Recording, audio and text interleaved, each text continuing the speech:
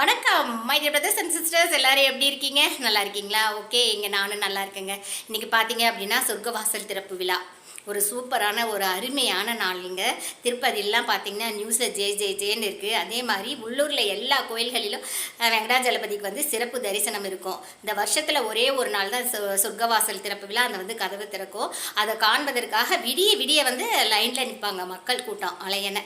எப்படியாவது வந்து அந்த சொர்க்கவாசல் திறக்கும்போது நம்ம அந்த சொர்க்கவாசலுக்குள்ளே நுழைஞ்சு அந்த கடவுளை பார்த்துடணும் அப்படின்ட்டு அந்த சொர்க்கவாசல் வழியாக அந்த கதவு வழியாக சாமி வந்து வெளிவருவார். அந்த நிகழ்ச்சி வந்து ரொம்ப கோலாகலமாக இருக்குங்க. ஓகே, நானும் நம்ம வீட்டில் இருக்கிற சாமிக்கு வந்து விளக்கு போட்டு சாமி கும்பிட்டேன்.